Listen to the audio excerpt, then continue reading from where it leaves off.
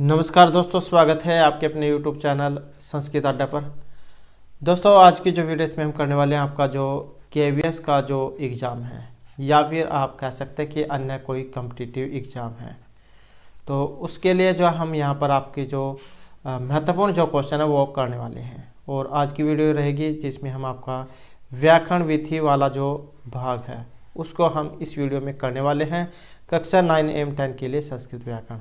और ये सिर्फ यहाँ पर कक्षा 9 और 10 ही नहीं, आपका कोई सा भी संस्कृत का कॉम्पिटिटिव एग्ज़ाम हो, सभी में से इनमें से ही क्वेश्चन पूछे जाते हैं, तो सभी के सभी यहाँ पर महत्वपूर्ण हैं। और अगर आपने हमारी इससे पहले वाली वीडियो नहीं देखी है तो इसे आप आई बटन पे जो है क्लिक करके देख सकते हैं, या फिर हमारे चैनल की जो प्लेलिस्ट है वहाँ पर जाकर आप अब तक की जितनी भी वीडियो को आप देख सकते हैं। और इससे पहले जब हमने आपका जो रुचिरा भाग 1, 2, 3 और ये सेमुसी भाग 1 जिसमें आपके ये 9th क्लास है, ये हमने जा कंप्लीट कर ली है। और KVS के नाम से प्लेलिस्ट बनी हुई है, वहाँ पर जाकर जो आप इन सभी को देख सकते हैं। अगर आप देखना चाहते हैं तो ये सभी जो हमारे द्वारा वहाँ पर कराई गई हैं। तो अब जो हम अपनी जो यहाँ पर वीडियो जो है शुरू कर लेते हैं। और उससे पहले अगर आपने अभी तक हमारे जो दूसरा चैनल है रीडिंग लाउड्स के नाम से, इसे सब्सक्राइब नहीं किया तो इसे सब्सक्राइब कर लीजिएगा। और क्योंकि जो भी कोई नई वैकेंसी है इससे संबंधित महत्वपूर्ण जो अपडेट आती है तो इस चैनल पर हम डालते रहते हैं। इसका लिंक और हमारा जो टेलीग्राम ग्रुप है, इन दोनों का जो लिंक है वो आपको इस वीडियो के डिस्क्रिप्शन में मिल जाएगा। तो वहाँ से आप हमारे चैनल पर भी पहुँच जाओगे और जो ये टेलीग्राम ग्रुप है इस पर भी आप पहुँच जाओगे। और ये वाला चैनल है, इस पर हम आपके जो प्रैक्टिस सेट जब वो भी करा रहे हैं तो आप जब उनको भी देख लीजिए, क्योंकि वहाँ से भी आपके एग्जाम में क्वेश्चन पूछे जाएंगे। और ये आपकी यहाँ पर विषय अनुक्रमणिका है, मतलब क्या क्या जो आपका यहाँ पर इसमें ये पाठ्यक्रम जो आएगा तो देख सकते हैं। इसमें सबसे पहले नंबर पर आपके वर्ण विचार, दूसरे पे संज्ञा परिभाषा परिकरण है, तीसरे नंबर पे जो है यहाँ पर संधि जिसमें स्वर, व्यंजन और विसर्ग संधि है। और ये आप जरूर याद रखिएगा, स्वर संधि को असंधि भी कहा जाता है, व्यंजन को हल संधि भी कहा जाता है। उसके बाद चतुर्थ नंबर पे है शब्द रूप सामान्य परिचय। उसके बाद पंचम नंबर पे धातु सामान्य परिचय और ये उपसर्ग हैं। उसके बाद जो सातवां नंबर आ जाता है अव्यय का। उसके बाद प्रत्यय हैं जिसमें कृदंत हो गए, तदित हो गए और स्त्री प्रत्यय हैं। जैसा कि आपको पता है प्रत्यय 3 होते हैं, कृत, तदित और स्त्री प्रत्यय। ये भी कई बार एग्जाम में आ जाता है। और उसके बाद 9 नंबर है यहाँ पर समास का, 10वां नंबर है कारक विभक्ति, 11 है वाच्य परिवर्तन, 12 यहाँ पर रचना प्रयोग, पत्र, दूरभाष, वार्ता, पठित गद्यांश वगैरह जो ये हैं। ये तो आपकी जो यहाँ पर एक बुक है। उसके बाद इसमें क्या है, अनुच्छेद लेखन है, निबंधावली है, परिशिष्ट शब्द रूपाणी है, स्वरांत है, व्यंजनांत है, स्वर्णाम है, संख्यावाची शब्द है। और इसके अलावा क्या फिर इसमें ये धातु रूप है। तो इस प्रकार से जो है यहाँ पर ये आपका सिलेबस है। और ये तो आपकी एक बुक है। इसके अलावा जो दूसरी बुक है उसमें भी आपके जो अभ्यास वगैरह जो है वो बताई गई है। तो पहले जो हम इसको देख लेते हैं जल्दी जल्दी से, क्योंकि अब जो हमारे पास यहाँ पर समय कम रह चुका है, तो इसलिए हम जो इनको जल्दी जल्दी करने की कोशिश करेंगे। तो पहला जो हमारा यहाँ पर जो अध्याय है ये वर्ण विचार है। तो वर्ण क्या होते हैं, तो भाषा की सबसे छोटी जो इकाई है इसे वर्ण या अक्षर कहा जाता है। आपने पहले भी पढ़ा होगा। तो महर्षि पाणिनि जो मुनि है, महर्षि पाणिनि मुनि ने वर्णमाला को 14 सूत्रों में प्रस्तुत किया है। और परंपरा के अनुसार महेश्वर भगवान शिव ने जो अपने नृत्य की समाप्ति पर जो 14 बार डमरू बजाया था उससे ये 14 ध्वनियाँ पाणिनि को प्राप्त हुई थी। जब आप ये ऐसे है जैसे आप कोई आवाज़ सुन रहे हैं या जैसे आप ढोल की आवाज़ ही सुन रहे हैं, तो ढोल की आवाज़ में ही आपको कई प्रकार की आवाज़ें सुनाई देंगी। जब आप हर बार उसे सुनेंगे तो आपको एक नई आवाज़ जो है निकल कर उसमें से ऐसा लगेगा कि नई आवाज़ ही निकल कर आई है। तो इसी प्रकार से जब भगवान शिव ने डमरू बजाया था तो उसमें जब 14 बार ये बजाया गया था तो उसमें से अलग अलग जो ध्वनियाँ थी वो निकली थी। तो उन्हीं को लेकर फिर आगे आपके सूत्र जो निर्माण है वो किए गए हैं। तो नृत्य अवसाने नटराज राजा है नाद ढक्काम नव पंचवारम ऊर्धतो काम है सनकादि सिद्धांत ए तद्विमर्शे शिव सूत्र जालम। तो ये जो है यहाँ पर आपके सूत्र हैं जो 14 बताए गए हैं। और यहाँ पर आपको अब ये भी इसका याद रखना है, जैसे 14 पहले तो इनके बारे में हम देख लेते हैं कौन कौन से है। आयुण है, रिलिक, एयोंग, एओज, हैवरट, लण, यमगणम, और उसके बाद झब है, गड़गस, जबगड़दस, खप, चटर, चढ़तव, और उसके बाद है कप्य, सस्सर और हल। ये यहाँ पर ह दिया गया है, ये हल है यहाँ पर, ठीक। ये इसके बारे में भी देख लेते हैं, ये यहाँ पर साइड में भी आपको देखने को मिल रहे होंगे। तो ये यहाँ पर क्या इसमें दिए गए हैं, तो ये आते हैं आपके एग्जाम में प्रत्याहार। जैसे ये है, ये वाला आ जाएगा कि मतलब जैसे ये अण है, अण प्रत्याहार आ जाएगा। इसमें पूछ जाएगा कि बताओ जो इसमें वर्ण कौन कौन से हैं, तब ये जो बाद वाला जो होता है हलंत वाला आपने छोड़ देना है और इससे पहले वाले लगा लेने हैं, अ ई उ। तो इस प्रकार से ये अण प्रत्याहार है, उसके अंदर ये वर्ण आ जाते हैं, अ ई उ। उसके बाद ऐसे यहाँ पर दूसरा है रिलिक, वैसे ये जो बाद वाला है हलंत, इसका छोड़ देना है, अपने लोप हो जाता है इसका। और फिर इसमें री और री यही शेष बचते हैं। अब एग्जाम में जरूरी नहीं है ये अण वाला ही आपके एग्जाम में आ जाए, अक भी कई बार एग्जाम में आ जाता है। अक प्रत्याहार में बताओ कौन कौन से आते हैं। फिर 3 तो ये हो गए इसमें और 2 ये वाले हो गए। तो इस प्रकार से ये मिल जाएंगे, 3 ये मिल जाएंगे और 2 ये मिल जाएंगे। तो ये हो जाएगा आपका अक प्रत्याहार। ऐसे ही जरूरी नहीं है कि आपका अक ही हो, आ से लेकर अंग्या तक भी आ सकता है, री से लेकर अंग्या तक भी आ सकता है, कोई सा भी एग्जाम में आ सकता है। तो आपने ये 14 जो सूत्र हैं इनको जरूर याद रखना है, इन्हीं से आपका सारा काम आगे चलेगा। तो एओंग में क्या कौन से आ जाते हैं, बाद वाला छोड़ देना है, तो इस प्रकार से ए ओ ये हो जाते हैं। तो इसी प्रकार से यहाँ पर सभी में ये बने हैं। इनके सूत्र भी हैं, जो ऐसे हैवरट है या ल है, इनके सूत्र भी होते हैं। तो फिलहाल जो आपने सिर्फ इन्हीं को याद रखना है। 10 रूपक के अनुसार, तो 10 रूपक के अनुसार नृत्य और नृत्य में भेद होता है, नृत्य भाव पर आश्रित होता है, जबकि नृत्य ताल एवं लय पर आश्रित होता है। प्रत्येक सूत्र के अंत में जो हल वर्ण का प्रयोग प्रत्याहार बनाने के उद्देश्य से किया गया है, जैसे कि हमने ऊपर पढ़ा अयुण में अण जो है, ये बाद वाला जो है हलंत, इस अण हल वर्ण इसको कहा गया है और इन्हें प्रत्याहारों के अंतर्गत आने वाले वर्णों के साथ सम्मिलित नहीं किया जाता है। तो हल वर्ण कौन से होते हैं, जो है बाद में यहाँ पर ये हलंत वाला, तो इनको हल वर्ण माना गया है और ये नहीं गिना जाता है। उसके बाद है प्रत्याहार, जैसे कि हमने पहले भी पढ़ा है। महेश्वर सूत्रों के आधार पर विभिन्न प्रत्याहारों का जो निर्माण वो किया जा सकता है। प्रत्याहार 2 वर्णों से बनते हैं, अच, इक, यण, अल, हल इत्यादि। इन प्रत्याहारों में आदि वर्ण से लेकर अंतिम वर्ण के मध्य आने वाले सभी वर्णों की गणना की जाती है, जैसे कि हमने ऊपर आपका अण प्रत्याहार देखा था। प्रत्याहार के अंतर्गत आदि वर्ण तो परिगणित होता है, किंतु अंतिम वर्ण को छोड़ दिया जाता है, जैसे कि हमने इसमें देखा वो हलंत वाला जो बाद वाला था वो हमने छोड़ दिया था। तो समझने के लिए यहाँ पर कुछ प्रत्याहार आगे बताए गए हैं। जैसे अच प्रत्याहार है, अब अच में कौन कौन से आएंगे, अयुण हो गया आपका, रिलिक हो गया, ए ओंग, आई औच। तो जो औच में जो चा जो था, जैसे कि हमने यहाँ पर जो ऊपर की साइड में देखा था, ये जो हमने देखा था जैसे औच था ये देखा था, तो ये बाद वाला जो था ये हमने छोड़ दिया था। तो इससे पहले वाले जो वर्ण थे ये हमने इसमें लिए थे। तो जैसे अच है, ये देख सकते हैं आप, इसमें ये 3 आएंगे, इसके 2 आएंगे, ये एंग ओंग वाले 2 आएंगे, अयाउच वाले 2 आ जाएंगे, चा वाला ये जो हमने छोड़ देना है। तो इस प्रकार से इनका जो है निर्माण होता है और आप जो अच्छी प्रकार से इसको समझ गए होंगे। तो यहाँ पर प्रत्याहार के आदि वर्ण अ का परिगणन किया गया है, मतलब उसे गिना गया है, और अंतिम वर्ण जो चा था उसे हमने छोड़ दिया है।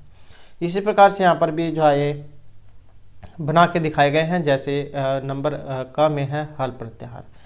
5वें सूत्र के प्रथम वर्ण ह से लेकर 14वें सूत्र के अंतिम वर्ण ल के मध्य आने वाले सभी वर्ण। हल का मतलब जो हैवरट जो था जो हमने पढ़ा था, और बाद में जो आपका ये सबसे लास्ट वाला जो सूत्र है, जो ये यहाँ पर देख सकते हैं, ये हल में जो सबसे लास्ट वाला है यहाँ तक के सभी अक्षर जो है यहाँ पर इसमें जितने भी वर्ण हैं सभी सभी इसके अंतर्गत आएंगे। तो हाल में कौन कौन से हैवरट ये जितने भी दिए गए हैं सभी के सभी ला तक सारे सारे ये आ जाएंगे। इसी प्रकार से यहाँ पर जो एक प्रत्याहार है ये भी वैसे ही बनेगा। प्रथम सूत्र के द्वितीय वर्ण ई से लेकर द्वितीय सूत्र के अंतिम वर्ण क के मध्य आने वाले सभी वर्ण ऐ उण रील रीक। तो जैसे हमने ऊपर बनाया सभी के सभी आपने ऐसे ही बना लेने हैं, आसान है, कोई दिक्कत यहाँ पर आपको नहीं होगी अगर आपने 14 जो मेश्वर सूत्र वो याद किए होंगे। तो प्रथम सूत्र के प्रथम वर्ण अ से लेकर द्वितीय सूत्र के अंतिम वर्ण का के मध्य आने वाले सभी वर्ण वैसे ही सेम है, ऐसे यहाँ पर जल प्रत्याहार होगा। अष्टम सूत्र के प्रथम वर्ण झ से लेकर 14 सूत्र के अंतिम वर्ण ला के मध्य में आने वाले सभी वर्ण। तो बस आपने जो है ये जो हमने सूत्र जो पढ़े हैं वो याद होने चाहिए, फिर कोई दिक्कत यहाँ पर नहीं आएगी। ऐसे यहाँ पर यण है पंचम सूत्र के द्वितीय वर्ण या से लेकर षष्ठम सूत्र के अंतिम वर्ण के मध्य आने वाले सभी वर्ण य र ल व और ला। संधि आदि के नियमों को समझने के लिए प्रत्याहार ज्ञान बहुत जरूरी है। और वर्ण जो 2 प्रकार के होते हैं जैसे कि पता ही है सभी को, आपको भी पता है। वर्णों की संख्या 2 होती है, स्वर और व्यंजन। तो आगे है यहाँ पर ये स्वर। अब जो स्वर है वो क्या होते हैं, स्वर के बारे में एग्जाम में ये भी क्वेश्चन आता है कि स्वर को अन्य किस नाम से भी जाना जाता है, तो अच भी से कहा जाता है। तो जो वर्ण किसी अन्य वर्ण की सहायता के बिना ही बोले जाते हैं तो उन्हें स्वर वर्ण कहा जाता है।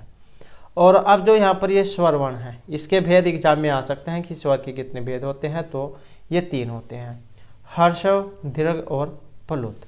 हर्षव क्या होता है, तो जिस स्वर के उच्चारण में एक मात्रा का समय लगे तो उसको कहते हैं हर्षव स्वर। या आप इस तरीके से समझ सकते हैं कि जिसको बोलने में सबसे कम समय लगेगा वो होगा हर्षव। दीर्घ होगा कौन सा होगा, जिसमें हर्षव से ज़्यादा समय लगेगा।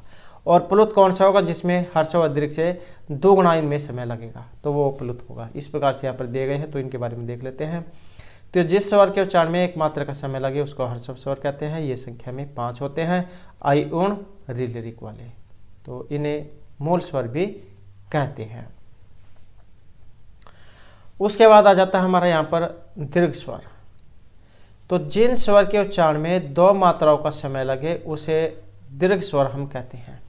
और इनकी जो संख्या है, इनकी संख्या कितनी है, तो इनकी जो यहाँ पर संख्या है ये आ, ई, उ, रील, री, ए, ओ तथा औ ये मानी गई है। तो इनकी जो यहाँ पर जो संख्या है ये भी आपने याद रखनी है। और इनकी संख्या 8 है। स्वर वालों की कितनी है, 5 है। और दीर्घ वालों की 8 है, अ, दीर्घ ई, दीर्घ उ, दीर्घ री, ए, ऐ, ओ तथा औ। इनमें से लरी ध्वनि का दीर्घ रूप लरी केवल वेदों में प्राप्त होता है। ये वाला जो है केवल ये वेद में प्रयुक्त होता है। अंतिम 4 वर्णों को संयुक्त वर्ण भी कहा गया है। और क्योंकि ए, ऐ, ओ तथा औ 2 स्वरों के मिलने से ये बनते हैं, तो ये जो है ए, ऐ, ओ ये वाले जो 4 हैं इनको क्या कहा गया है, संयुक्त वर्ण भी इनको कहा गया है, क्योंकि ए, ऐ, ओ, औ 2 स्वरों के मिलने से ये बने हैं। तो जैसे यहाँ पर इसमें आप देख सकते हैं, अ प्लस में ई को मिलने से ए बनता है, अ प्लस में ए मिलने से ऐ हो जाता है। अ प्लस उ से ओ गुण होता है, आपने संधि में भी पढ़ा होगा। अ और ओ होने से औ हो जाता है। उसके बाद फिर जो एच जो सूत्र है वो लगता है, औ को क्या है वो आव कर देता है। तो यहाँ पर आपने इनको याद रखना है, इनके मेल से कौन सा वर्ण जो है यहाँ पर ये बन रहा है। उसके बाद आ जाता है हमारा तीसरा नंबर, इसमें है प्लुत स्वर। तो जिस स्वर के उच्चारण में 3 या अधिक मात्राओं का समय लगे उसे हम प्लुत कहते हैं। जब किसी व्यक्ति को दूर से पुकारते हैं तब संबोधन पद के अंतिम वर्ण को 3 मात्रा का समय लगाकर बोलते हैं, उसे हम प्लुत स्वर कहते हैं। तो स्वर हो गया जिससे बोलने में सबसे कम समय लगेगा। और उसके बाद जो दीर्घ हो गया, स्वर से ज़्यादा समय लगेगा, और प्लुत में इन दोनों से ज़्यादा समय लगेगा। तो लिपि में प्लुत स्वर को हम ये 3 जो है ये वाली जो संख्या है इसकी संख्या से दिखाया जाता है। उदाहरण के लिए एहि कृष्ण, तो ये वाला चिन्ह आपको दिखाई देगा, अत्तर गोहो चरती ओम। तो ये ये आपको दिखाई देगा, ये प्लुत में आता है। तो ओंकार के ओं का उच्चारण स्वरतर प्लुत ही होता है। तो आपने ओम जो लिखा हुआ देखा होगा, तो उसमें जो है ये चिन्ह लगता है। तो सभी हर्ष दीर्घ प्लुत स्वर वर्ण अनुनासिक एवं निरअनुनासिक भेद से द्विविध मतलब दो प्रकार की हैं। अनुनासिक कौन से होते हैं? जिस स्वर्ण के उच्चारण में मुख के साथ नासिका की भी सहायता ली जाती है तो उन्हें हम अनुनासिक कहते हैं। जैसे अ और ए के ऊपर ये चंद्र बिंदु आप देख सकते हैं, इनको कहा गया है अनुनासिक। इत्यादि इसमें स्वर वर्ण ये जो आप देख सकते हैं, आपने वो वाला सूत्र पढ़ा होगा, यम गणना नाम अनुनासिक। तो जिनका उच्चारण क्या है नासिका से होगा तो वो होते हैं। यहाँ पर ये मुख वाले भी इसमें दिए गए हैं। उसके बाद है निरअनुनासिक, जो स्वर केवल मुख से ही उच्चारित होते हैं तो वे होते हैं निरअनुनासिक। अब जो हमारा तीसरा नंबर है यहाँ पर संधि वाला व्यंजन का, जिसे हल संधि भी कह देते हैं। तो जिन वर्णों का उच्चारण स्वर वर्णों की सहायता के बिना नहीं किया जा सकता उन्हें व्यंजन या हल कहते हैं। स्वर रहित व्यंजन को लिखने के लिए वर्ण के नीचे हल चिन्ह लगाया जाता है। ये वाला हलंत आप कह सकते हैं। हल मतलब जो हलंत जो है ये लगाया जाता है और संपूर्ण व्यंजन निम्न तालिका में यहाँ पर दिखाए गए हैं। एक आपने कुछ तो पढ़े होंगे, कवरग चवरग टवरग त्वरग पोरग, तो इनको एक कु चु टू तु पु ऐसे भी कहा गया है। और जो क्वर्ग है ये भी आपने कई बार लिखा हुआ देखा होगा, ये जैसे दिए गए हैं क्वर्ग, इसके अंतर्गत जो आए 5 आते हैं। क्वर्ग हो गया, चवरग टवरग त्वरग पोरग। और ये भी एग्जाम में आ जाता है, का से लेकर ये माँ तक संख्या जो 25 होती है। उसके बाद है व्याकरण संप्रदाय में इन 5 वर्ग को कु चु टू तु पु नाम से जाना जाता है और य र ल व को हम अंतस्थ वर्ण कहते हैं। और जो स श ह इनको कहते हैं हम उष्ण, क्योंकि जब हम इनको बोलते हैं हमारे मुख से जो हवा जो निकलती है, वायु जो निकलती है वो कुछ गर्म निकलती हुई प्रतीत होती है, इसी कारण से इनको उष्ण कहा गया है। अब यहाँ पर स्पर्श जो वर्ण है इनके बारे में बताया गया है। स्पर्श वर्ण कौन से होते हैं, या आपने एग्जाम में सपृष्ठ वर्ण भी लिखा हुआ देखा होगा। तो वो सपृष्ठ हो या स्पर्श हो बात एक ही है। तो ये जो उपयुक्त हमने का से माँ तक जो हमारे द्वारा भी आपको बताए गए थे, का से लेकर माँ तक, तो ये 25 होते हैं। इनको स्पर्श वर्ण जो हम कहते हैं, स्पर्श वर्ण या सपृष्ठ वर्ण, इनके उच्चारण के समय जिह्वा मुख के विभिन्न स्थानों को स्पर्श करती है। प्रत्येक वर्ग के अंतिम वर्ण, ये जो यमगणम जो हमारे द्वारा आपको सूत्र हाल ही में बताया गया था, यमगणम नासिका, तो ये नासिका से बोले जाने वाले हैं यमगणम। और ये भी क्वेश्चन एग्जाम में बहुत बार जब पूछा जाता है यमगणम वाला, इनकी संख्या एग्जाम में कई बार आ जाती है, तो ये 5 होती है। यमगणम नाम नासिका, ये सूत्र इसमें लगता है। तो इनको अनुनासिक भी कहा जाता है क्योंकि इनका जो उच्चारण है मुख के साथ नासिका से भी होता है। उसके बाद जो दूसरा नंबर है ये हमारा रहेगा अंतस्थ वर्ण का। तो इसमें य र ल व वर्णों को हम अंतस्थ वर्ण कहते हैं। इन्हें अर्ध स्वर भी कहा जाता है। नंबर 3 रहेगा उष्ण वर्ण, जो स श ह जो है इनको हम उष्ण वर्ण कहते हैं। उसके बाद आ जाता है हमारे यहाँ पर अनुस्वार। अब क्या होती है, तो इसका जो उच्चारण है नासिका से होता है और यह सर्वथा स्वर के बाद ही आता है। जैसे अहम, ये देख सकते हैं, एक ये है अहम, माँ हलत है और एक ह में अंक की बिंदी है। तो सामान्यतया माँ व्यंजन वर्ण से पहले अनुस्वार में परिवर्तित ये होती है। कई बार आपने सूत्र देखा होगा, म अनुस्वार है, वो क्या अनुस्वार करता है, ये मैं जो है इसी को भी अंक की बिंदी करता है। तो अब यहाँ पर इसके बारे में और बताया गया है। विसर्ग है, इसका उच्चारण किंचित ह के सदृश किया जाता है। विसर्ग हम जब बोलते हैं राम, तो ये विसर्ग जिनको क्या है हा बोलते हैं, इनका उच्चारण किंचित ह के सदृश किया जाता है और इसका भी प्रयोग स्वर के बाद ही होता है, रामः देवः गुरुः, तो इस प्रकार से। उसके बाद है यहाँ पर नंबर 2 में हमारा संयुक्त व्यंजन। अब जो यहाँ पर ये संयुक्त व्यंजन आया है ये क्या होते हैं? दो व्यंजनों के संयोग से बने वर्णों को हम संयुक्त व्यंजन कहते हैं, और वेरी वेरी इंपॉर्टेंट है। संयुक्त व्यंजन भी बहुत बार जो एग्जाम में पूछा जाता है। तो जैसे यहाँ पर क्ष आपने लिखा हुआ देखा होगा, ये क्ष जो है क और श, इन दो वर्णों के मेल से बनता है क्ष। जब हम इसको अगर आपको ऐसे नहीं पता लगता है, आप बोल के देख सकते हैं इसको क्ष, तो क्ष में क और स की आवाज़ हमारे आ रही है, तो इसी कारण से ये है। और तरह, जब हम तरह को भी बोलते हैं तर, ऐसे जो हमारी आवाज़ आती है तरह, तो ये वही होता है, त और र इनके मेल से बनता है तरह। ऐसे यहाँ पर ज है, ज और या इनके मेल से बना है ज्या। और ये तो यहाँ पर 3 ही दिए गए हैं। एक सरा भी होता है, ये वाला आपने पढ़ा होगा सरा, तो ये स र इनके मेल से बनता है स र सरा। तो ये इस प्रकार से यहाँ पर बनते हैं। उसके बाद आ जाते हैं हमारे यहाँ पर उच्चारण स्थान। कंठ, तालु, मूर्धा, दंत, ओष्ठ एवं नासिका को उच्चारण स्थान कहते हैं। अकुह विसर्जनम कंठ, इचुयशनम तालु, ऋतुषनम मूर्धा, लितुलशनम दंता, तो ये आपने पढ़े होंगे। तो इनको हाँ क्या हम उच्चारण स्थान भी कहते हैं।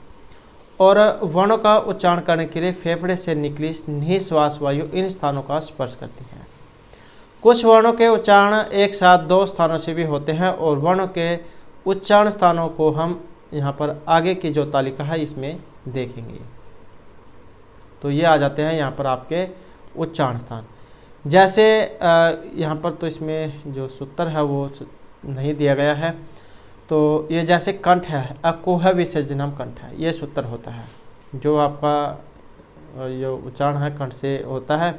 और इसके अंतर्गत जो है ये वाले स्वर हो गए, ये आ जाते हैं, ये स्पर्श हो गए।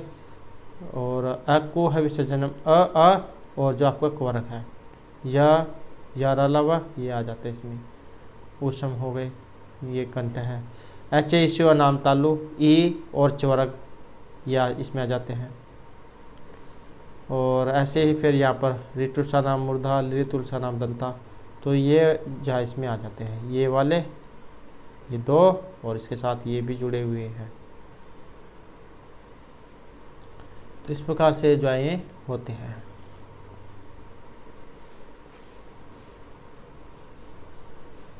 तो ये देख सकते हैं आप इनको।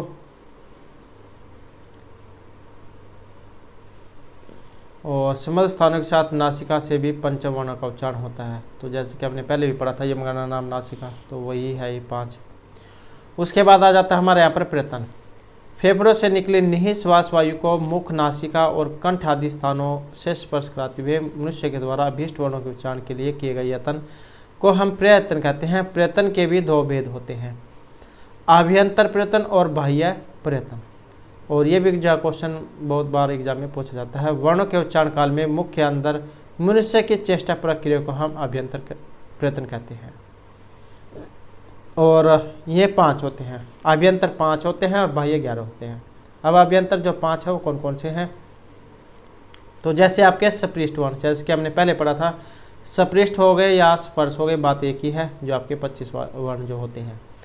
तो वर्णों के उच्चारण काल में जब जीवा के विभिन्न भागों के द्वारा मुख के अंदर विभिन्न स्थानों को स्पर्श किया जाता है, तो जीवा के इस प्रयत्न को हम सपृष्ठ वर्ण कहते हैं। और का से माता के सभी व्यंजन सपृष्ठ प्रयत्न से उच्चारित होते हैं। उसके बाद है विसर्ग का भेद, उपपद्यमानीय। जब विसर्ग के बाद पा फा होते हैं तब अर्ध विसर्ग का उच्चारण होता है। पुनः पुनः तप तप है फलम। और उसके बाद है यहाँ पर विसर्ग का भेद जिह्मूल्य, क ख वर्ण होते हैं। अब ये भी क्वेश्चन एग्जाम में जब बहुत बार आता है, कई बार देखने को मिला है। उपपद्यमानीय में कौन से होते हैं और जिह्मूल्य में कौन से होते हैं? तो उपमध्यमान्य में ये पा वाले होते हैं, पोरक पा फा वाले, और जिह्मूल्य में का खा वाले आते हैं। तो ये आपने इनको जरूर याद रखना है। तब अर्ध विसर्ग का उच्चारण होता है, प्रातः है, काल है, दुखम। उसके बाद आ जाता है हमारा इस सपृष्ठ। और ये जो हैं इनको जा कैंडिडेट बोल जाते हैं कि सपृष्ठ कौन से होते हैं और ईसद सपृष्ठ कौन से होते हैं, विपरीत कौन से होते हैं, ईसद विपरीत कौन से होते हैं, क्योंकि इनमें हम बोला जाते हैं, हम जहाँ हिंदी में पढ़ते हैं तो वही हमारे याद रहता है। ये संस्कृत में इनको इस प्रकार से कहा जाता है, जैसे हम स्पर्श वर्ण हिंदी में कहते हैं तो उसे हम सपृष्ठ वर्ण संस्कृत में कहते हैं, तो बात वही है। तो यहाँ पर ईसद सपृष्ठ जैन वर्ण के उच्चारण काल में जीवा के द्वारा उच्चारण स्थानों को थोड़ा ही स्पर्श किया जाता है, तो जीवा के इस प्रयत्न को हम ईसद सपृष्ठ कहते हैं। तो आपने इसमें क्या याद रख लेना, ईसद सपृष्ठ का में कौन कौन से आते हैं, यार अलावा जो है ये आपके ईसद सपृष्ठ के अंतर्गत आते हैं, जिन्हें हम अंतस्थ वर्ण कहते हैं। उसके बाद आ जाता है हमारा विपरीत। तो वर्ण विशेष के उच्चारण काल में जब मुख विवर खुला रहता है तो मुख के चेतन को हम विपरीत कहते हैं। सभी जो स्वर है विपरीत प्रयत्न से ही उच्चारित होते हैं।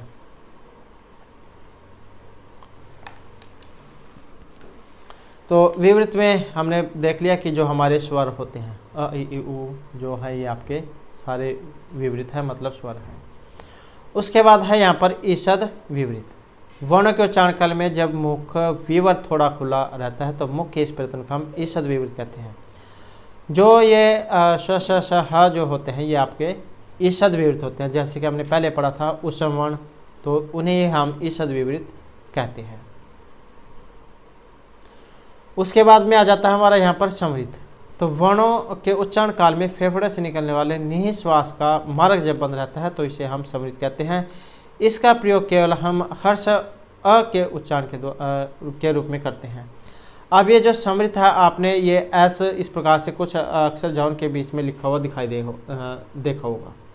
तो ये जो एस जो होता है इसको हम हर्ष अ कहते हैं। अब जो हमारा यहाँ पर नेक्स्ट आ जाता है बाह्य प्रयत्न। तो वर्ण के उच्चारण का वह यत्न जो फेफड़ों से कंठ तक होता है उसे हम बाह्य प्रयत्न कहते हैं। मुख से बाह्य होने की अपेक्षा इसे बाह्य कहा जाता है और इनकी संख्या 11 होती है। तो अभ्यंतर हमने पढ़ा 5 होते हैं। 5 कौन कौन से हैं, जैसे आप ये वाले जो यहाँ पर देख सकते हैं। तो ये यहाँ से है, सपृष्ठ हो गया आपका, ईसद सपृष्ठ, विपरीत, ईसद विपरीत, समृद्ध, ये वाले। उसके बाद आ जाता है हमारा बाह्य, और बाह्य की संख्या कितनी होती है, तो ये 11 है।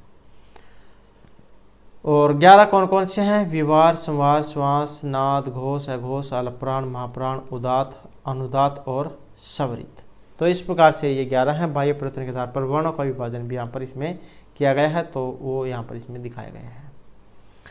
तो एग्जाम में पूछा जाता है अघोष वर्ण, अघोष में कौन कौन से आ जाते हैं, और यहाँ पर ये सघोष भी आ जाता है कई बार एग्जाम में, या तो घोष हो या फिर सघोष भी कई बार एग्जाम में आ जाता है। तो ये अघोष जो इसमें खर प्रत्याहार के वर्ण, प्रत्येक वर्ण का प्रथम एवं द्वितीय वर्ण। तो इसमें अघोष में कौन कौन सा वर्ण आएगा, पहला और दूसरा। एम स जो उसम वर्ण है ये आ जाते हैं, खर, विवार, श्वास, अघोष। तो इसमें यह आ जाता है पहला दूसरा वर्ण, और जो ये स है अघोष में पहला, और सघोष में फिर इससे आगे का, इसमें फिर ये तीसरा, चौथा, पांचवा आ जाएगा, चाहे तो सघोष एग्जाम में आ जाए या फिर घोष आ जाए। तो इसमें तीसरा, चौथा, पांचवा, इससे आगे का जो वर्ण है वो आ जाएगा। तो ये देख सकते हैं तीसरा, चौथा, पांचवा वर्ण, और जो आपके अंतस्थ वर्ण है यार अलावा वे आ जाते हैं, एम ह स स्वर नाद घोष। तो ये आ जाते हैं इसमें भी, चाहे तो एग्जाम में ये वाला आ जाए या स्वर नाद भी आ जाए। तो बात एक ही है, आपने इस सभी को याद रखना है। इसमें अघोष में पहला दूसरा वर्ण और जो उसम वर्ण है, और ये जो सघोष या घोष इसमें तीसरा, चौथा, पांचवा वर्ण, और ये अंतस्थ वर्ण। उसके बाद अलप्राण। अलप्राण होता है जहाँ पर बोलने में आपको कम समय, जिन वर्ण को बोलने में आप कम जोर लगे, कम समय लगे, तो वो अलप्राण हो गए। अब इसमें जो आपका ये पहला, तीसरा और पांचवा जो वर्ण है वो आ जाता है, प्रथम, तृतीय, पंचम। पहला, तीसरा, पांचवा जो वर्ण है वो इसमें आ जाएगा। और महाप्राण में फिर जो इसके बीच का है दूसरा और चौथा, वो यहाँ पर इसमें आ जाएगा।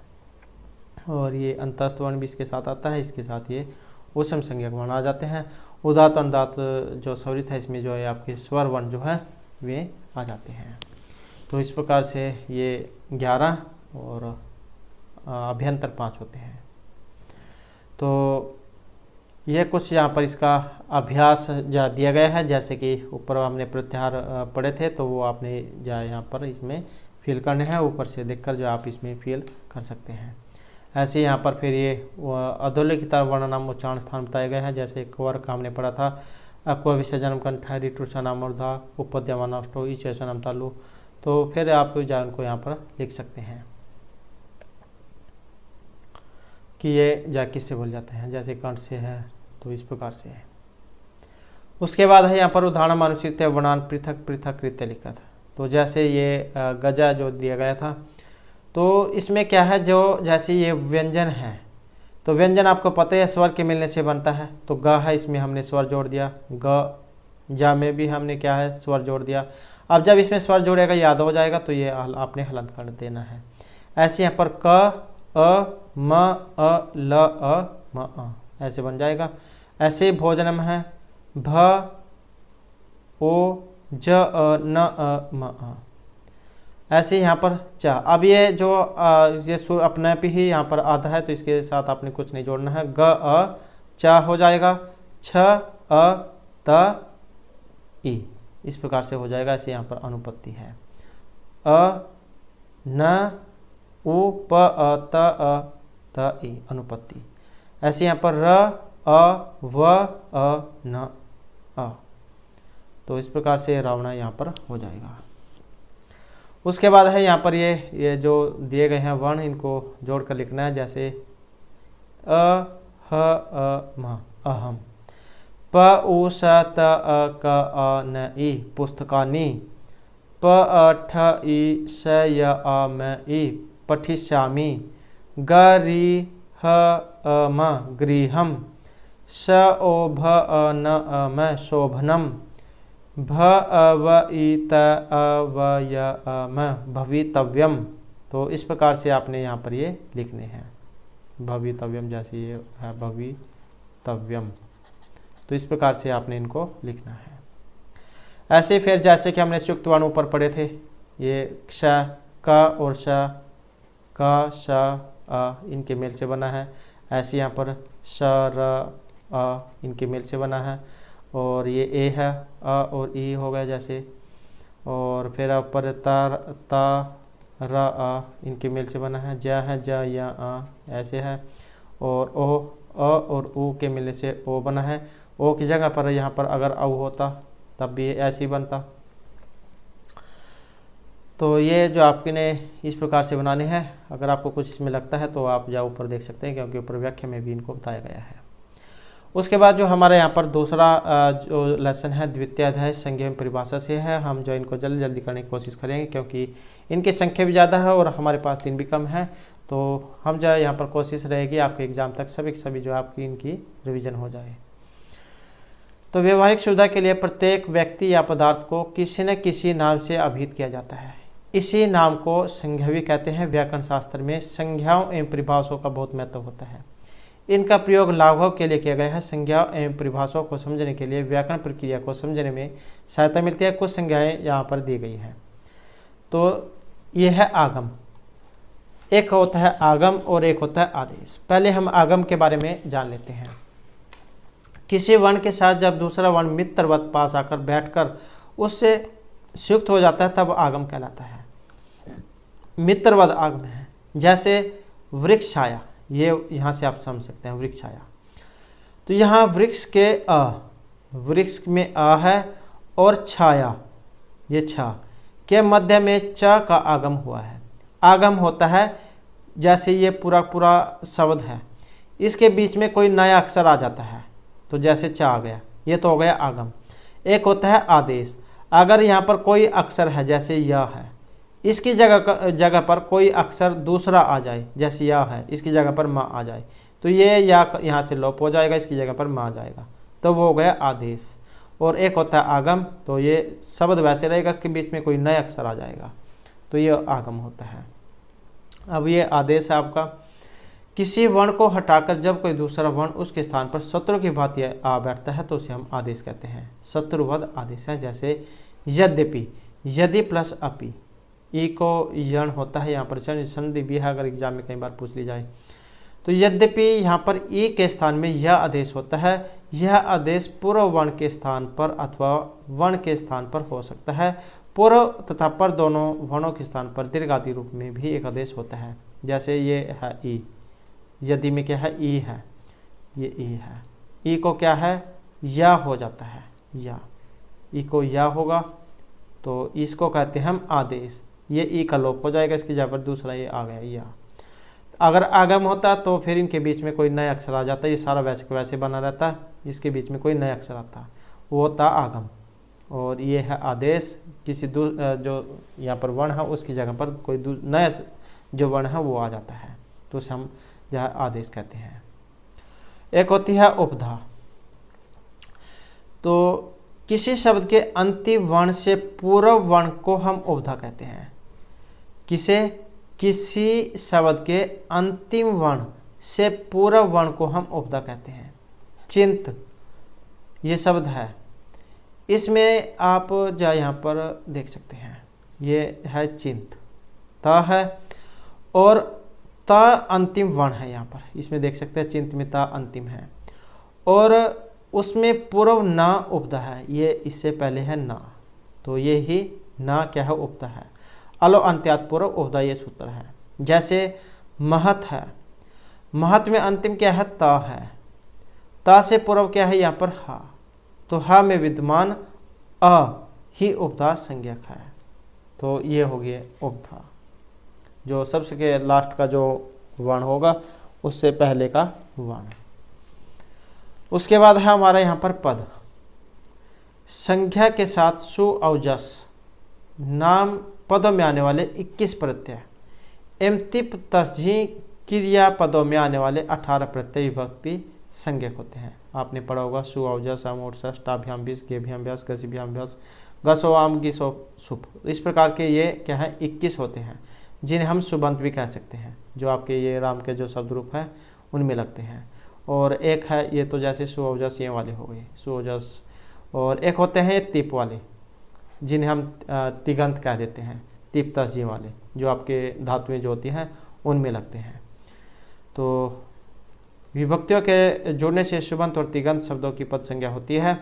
जैसे शुभ तिगंतम पदम, ये आपने संज्ञा प्रकरण लोक सिद्धांत कौमुदी उसमें पढ़ा होगा, शुभ तिगंत पदम उसमें सूत्र आता है संज्ञा प्रकरण में, तो जो आपका क्या सुबंत और तिगंत की पद संज्ञा करता है।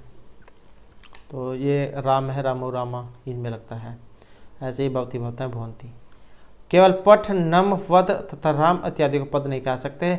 संस्कृत भाषा में जिसकी पद संज्ञा नहीं होती उनका वाक्य में प्रयोग नहीं किया जाता, पदम न परिचित। तो ये हमने यहाँ पर पद जो है उसके बारे में पढ़ा। उसके बाद आ जाते हैं यहाँ पर एक निष्ठा, ये भी सूत्र बहुत बार जो एग्जाम में पूछा जाता है, निष्ठा संज्ञा करने वाला सूत्र कत कत्व तो निष्ठा, ये सूत्र है जो आपकी निष्ठा संज्ञा करता है। किसकी करेगा? कत और कत्वतो। कत में ता शेष रहेगा, का लोप हो जाएगा, कत्वतो में तवत शेष बचता है। इनकी क्या है निष्ठा संज्ञा होती है, ये वाला सूत्र है। इनके प्रयोग से भूतकालिक क्रियापदों का निर्माण किया जाता है। और ये भी कई बार एग्जाम में, एक बार जो है उसमें DT+B का एग्ज़ाम था तो उसमें जो है इस प्रकार का एक क्वेश्चन पूछा गया था कि बताओ कि इसमें ऐसा कौन सा प्रत्यय है जिसका प्रयोग भूतकाल में होता है। एक वजह वर्तमान काल वाला पूछा गया था, सत्रिसानच वाला, तो जिसका वर्तमान काल में होता है, और ये भूतकाल में है। भूतकाल वाला भी एग्जाम में जा पूछ जाता है, तो ये भूतकाल वाला है। और इसका जो बनते हैं ये गम धातु, जैसे उसका गतः बनता है ऐसे ही गतवान बनता है। गम का कत्वन पर गतः, कत्वत्वन पर गतवान, तो ये सभी क्या आपके ये इसमें बनते हैं कत और कतोतु में, और भूतकाल में ये सूत्र लगता है, और ये वाला सूत्र है कत कतोतु निष्ठा। उसके बाद आ जाते हैं यहाँ पर विकर्ण। धातु और तिंग प्रत्यय के बीच में आने वाले शप, शप में जो है आपने उसमें पढ़ा होगा कर्तरी शप एक सूत्र है जो सब करता है, सब का क्या अशेष बचता है और उसका भी लोप हो जाता है। शयन पढ़ा होगा जो ये है आपके गण में से, गण आपने पढ़े होंगे 10 जो गण होते हैं, तो उसमें आता है कि ये दिवादिव्य शयन दिवादिगण वाली जो धातु उसमें आता है, ये जो शयन है शयन का यह शेष बचेगा। ऐसे ये सनु है, ये भी सभी आपके गण जो उसमें से ही है, तो इनका ये 9 शेष बचता है, तो ये प्रत्यय विकर्ण कहलाते हैं। जैसे भवती है भू, और ये तिप्तस जी वाला है जो आपके धातु में लगता है तिप्तस जी, तो प का लोप हो जाता है, ती शेष बचता है। ती में भी जो है ई ही शेष बचता है, ई का लोप होकर ये ता शेष बचता है। भक्ति इस प्रकार से बनता है, उसमें आत्मनेपद में भी बनता है और ये परस्मै पद में। तो ये भक्ति जो आपके परस्मै पद जो है उसमें बनता है भू धातु ती प्रत्यय, प का लोप हो जाएगा, ती बचेगा और इसके मध्य में कर्तृ शब्द जो सूत्र है वो लगता है। यहाँ पर साइज में नहीं है तो कर्तृ शब्द सूत्र लगता है जो सब करेगा, सबका अशेष बचेगा। ये देख सकते हैं भू अति। उसके बाद फिर ये भू को ओ गुण होता है, ऊ को एच व सूत्र से अव होता है, उसके बाद बनता है भवती। ये तो विकर्ण भेद से हुए धातुएं 10 विभिन्न गणों में विभक्त होती हैं। तो ये जो गण है वही जहाँ यहाँ पर इसमें बताए गए हैं। ये सभी के सभी जामाल द्वारा पहले जा कराए गए हैं पहले वाली वीडियो में। तो अगर आप इनके बारे में पढ़ना चाहते हैं तो हमारे चैनल की प्लेलिस्ट में जो आपको वे वाली वीडियो मिल जाएंगे, उनमें जो आप देख सकते हैं। उसके बाद आ जाता है हमारे यहाँ पर संयोग। संस्कृत में संयोग एक महत्वपूर्ण संज्ञा के रूप में प्राप्त होता है। यह एक परिभाषिक शब्द है। महर्षि पाणिनि ने अष्टाध्यायी में इसका अर्थ हलो अनंतर संयोग है किया है, अर्थात स्वर रहित व्यंजनों हल के व्यवधान रहित समीप्य भाव को संयोग कहते हैं। जैसे महतत्व में त तथा व का संयोग है। ये तव जो यहाँ पर दिया गया है त और व, इनका क्या है संयोग है। इसी प्रकार राम है उद्यानम गच्छति। उद्यानम में द और या, ये जो धा जो होता है द और या उसके योग से बनता है। आपने ये भी शब्द पढ़ा होगा विद्या वाला, तो ये ऐसे भी आपने लिखा हुआ देखा होगा कई बार, विद्या आ विद्या, इस प्रकार से आपने देखा होगा। तो ये यहाँ पर अलग अलग वर्ण हैं, ये यहाँ पर इनका संयुक्त वर्ण है। तो उद्यान में द या तथा गस्ती में च छ, ये च छ का संयोग है, तो इनको कहा गया संयोग वर्ण। गच्छति च छ गच्छति और उद्यान में द और या, तो इनको कहते हैं संयोग। और सूत्र है ये वाला संयोग, हलो अंतरा संयोग है। ये भी सूत्र जो आपका संज्ञा प्रकरण जो उसमें आते हैं और ये भी एग्जाम में पूछा जाता है संयोग संज्ञा करने वाला सूत्र। तो हलो अनंतरा संयोग है। उसके बाद आ जाता है अहम रामस्य ग्रंथ अस्ति। रामस्य में स और या, ये है स और या, तो रामस्य में स और या, ग्रंथ में ग प्लस र तथा न प्लस था तथा अस्ति में स और ता का संयोग है। तो यहाँ पर इसमें यह बताया गया है ग्रंथ जो है ग और ना ग और इसके पैर में जो रा है इसका, और नथ में न और था, इनका संयोग बताया गया है। जैसे रामस्य में स और या, इनका संयोग बताया गया है, तो इनको कहा गया है संयोग। तो एक जो है एग्जाम में आपने संहिता भी पढ़ा होगा। संहिता संज्ञा होती है वर्ण नाम अति संहिता निधि संज्ञा स्यात् परस्य निकर्ष संहिता, ये वाला सूत्र है कि वर्णों के अत्यंत समीप्य अर्थात व्यवधान रहित समीप्य को संहिता कहते हैं। परस्य निकर्ष संहिता, वर्णों की संहिता की स्थिति में ही संधि कार्य होते हैं। जैसे वाग प्लस ईसा, वागीसा आपने पढ़ा होगा।